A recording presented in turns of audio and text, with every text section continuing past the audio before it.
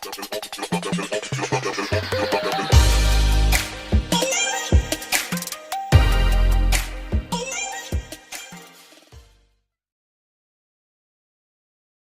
visualizing dimensions, we need to start from the beginning or start from scratch.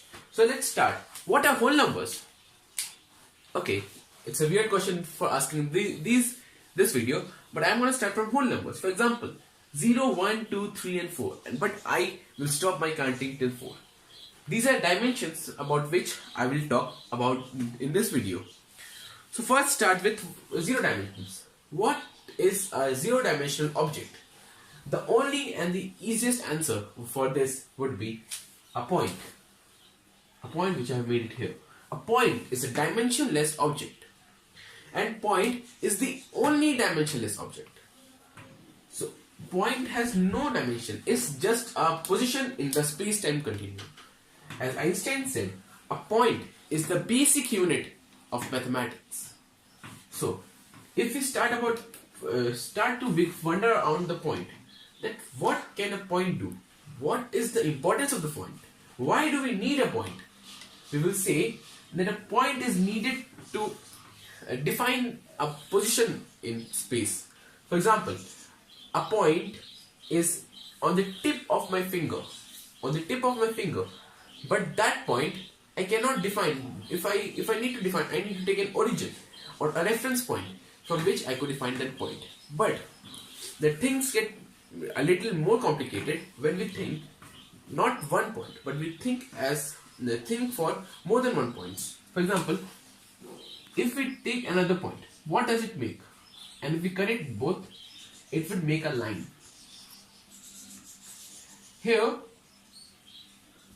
we progressed in dimensions. From a 0-dimension figure, I made a line. Means from a point, I made a line. From a point, I made a line. A point to a line. And this difference will be difference of a dimension. A line is a 1-dimensional figure. There are 3 1-dimensional figures. A line, which can be extended to any side, and it has infinite number of points. Second, a line segment,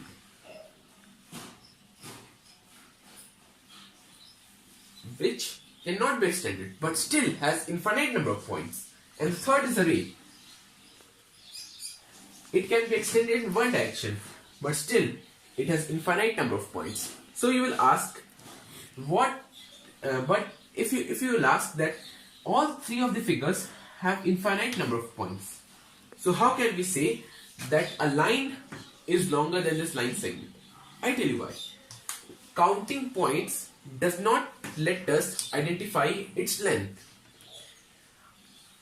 There can be infinite numbers of points between these lines. For example, if we denote every point by number, let's take a line. It is 0 to 1. So how many numbers could come between 0 and 1? You will say 0.5, you will say 0.75, you will say 0.25, but you might also see that between these 2 numbers also, there might come infinite number of numbers. Infinite numbers. For example, 0.33, 0.333, 0.3333333. So, my message to say from this method is that the total number of points in a line and a line segment as well as a ray is infinity. But I would like to say that the infinity of the line is greater than the infinity of the line segment and even is greater than the infinity of ray. But we cannot compare these infinities. We can just say that one is small, one is big. We have no mathematical way of comparing these infinities. So let's move to another dimension. We have talked about 0 dimensions and 1 dimension. So let's talk about if we take a 1-dimensional object and we add one more point to it. What will it make? Let's join these points. And again the same question, how many number of points are there? These are infinite and we cannot count. Means we can say not defined. So, and this will make a triangle. So I would like to say that what this triangle what can we say about triangles? So triangle is just positions of 3 points in the space. It is the position of 3 points in the space, such that each of these points are connected to each other through infinite number of points. A is connected to B, and between A and B there are infinite number of points. Between B and C there are infinite number of points, and between C and A again there are infinite number of points. This is when we talk about 2D. So if we move further, we will see about 3D figures. If I make another point here, will this figure be a 3D figure? No. 4 points does not say that a figure is 3D, because if all the 4 points are on the same plane, the figure is not a 3-dimensional, it's a 2-dimensional figure. So let me say one more thing. 3 points could not say that a figure is 3D.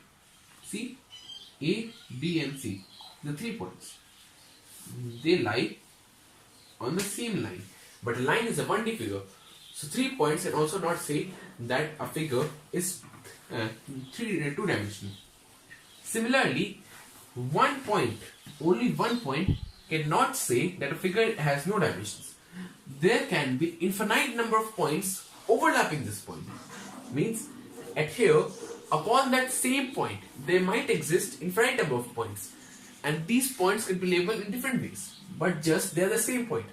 So 1 point cannot justify dimensionlessness.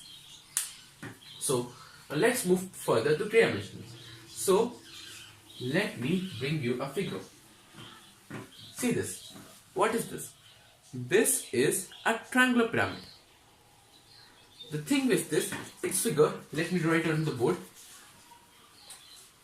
A triangular pyramid is just like this. For example,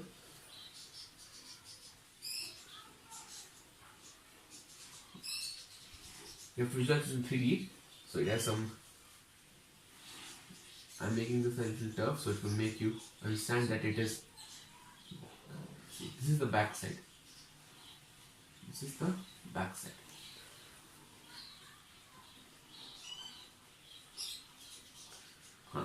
This is a triangular pyramid. It will look very equal to this one. So I would like to say that how many points does this pyramid have? See it closely. We'll see 1, 2, a third point here, and 4. So total number of points in this triangular pyramid is 4. You can see in this figure also. The base, here the base, it is a triangle. The base is a triangle. So it is A, B and C. And here it is D, which is the point which is on the top. So you can say like this, B, A, B, C. Let me draw bigger figure and then you to understand. See, if this is the base triangle, this is a 2D figure. And if I make a point D, this point is not on the plane, it is above the plane. So let me show you by dotted line.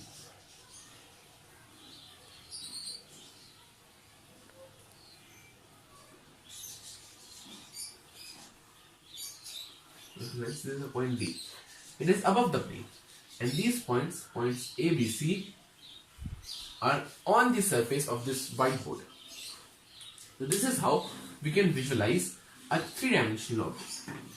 So last but not the least, we are going to talk about 4D objects. And so you can see that I have made a question mark for the 4-dimensional objects, because for our eyes it is very difficult to visualize a 4D object. Let me tell you a story. It is the story from a book named as Flatland. It is a very interesting mathematical thought experiment. Let me show you the story. Let me tell you the story. The protagonist of this story is a square. It's a square. It lives in a 2D world. 2D world. It could only see 2D. It could only see 2D. It has many friends. One of them is a triangle, another is a hexagon, another is a circle, and the other one is another square which is smaller size, and there's a rectangle. There is an isosceles triangle. There's an equilateral. It has many friends. But the problem is in this world is that the square can differentiate between its friends by color. He sees his friends, like he sees the triangle like this, and in this triangle the middle portion is more darker than the light one. Like for example, he sees his friends as a triangle.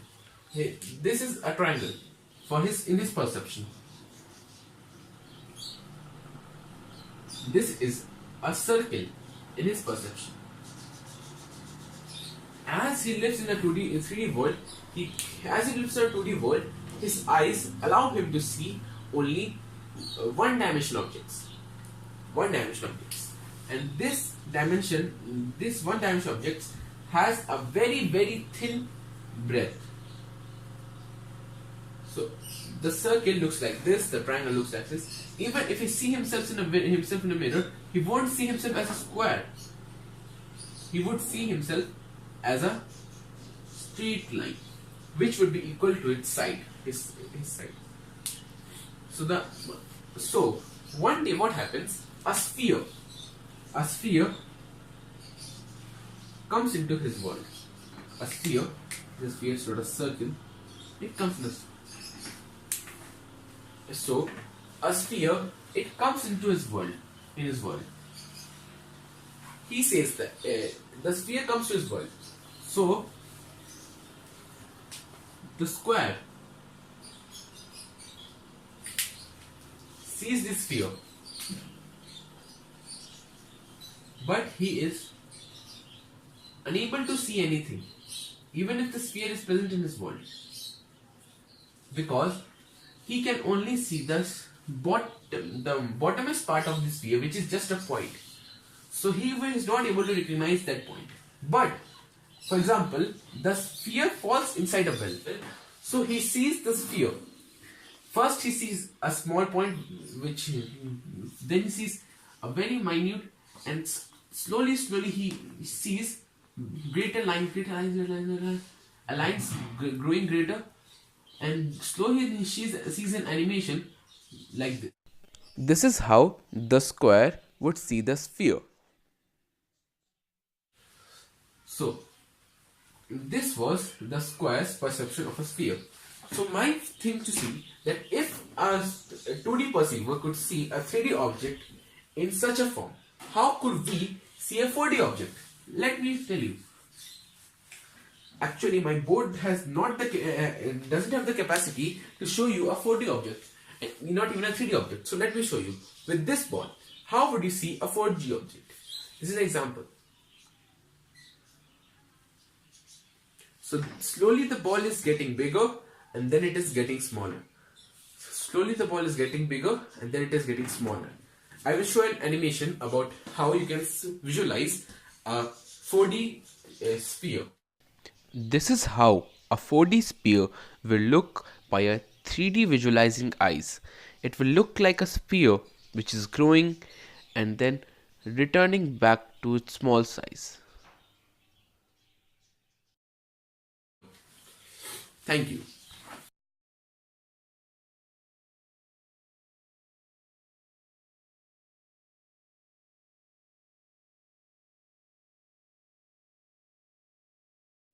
If you expected science to give all the answers to the wonderful questions about what we are, where we're going, what the meaning of the universe is, and so on, then I think you could easily become disillusioned and then look for some mystic answer to these problems. We're exploring, we're trying to find out as much as we can about the world. People say to me, are you looking for the ultimate laws of physics? No, I'm not. I'm just looking to find out more about the world. And if it turns out there is a simple ultimate law that explains everything, so be it. That would be very nice to discover. If it turns out it's like an onion with millions of layers and we're just sick and tired of looking at the layers, then that's the way it is. But whatever way it comes out, its nature is there, and she's going to come out the way she is. And therefore, when we go to investigate it, we shouldn't pre-decide what it is we're trying to do, except to find out more about it. And so altogether, I can't believe the special stories that have been made up. about our relationship to the universe at large, because they seem to be too local, too provincial. The earth, he came to the earth. One of the aspects of God came to the earth, mind you. And look at what's out there. How can he? It isn't in proportion. And also another thing has to do with the question of how do you find out if something's true? And if you have all these theories of the different religions, have all different theories about the thing, then you begin to wonder. Once you start doubting, which I think to me is a very fundamental part of my soul, is to doubt and to ask. And when you doubt and ask, it gets a little harder to believe. I can live with doubt and uncertainty and not knowing. I think it's much more interesting to live not knowing than to have answers which might be wrong. I have approximate answers and possible beliefs and different degrees of certainty about different things, but I'm not absolutely sure of anything, and there are many things I don't know anything about. But I don't have to know an answer. I don't feel frightened by not knowing things, by being lost in the mysterious universe without having any purpose, which is the way it really is as far as I can tell, possibly. It doesn't frighten me.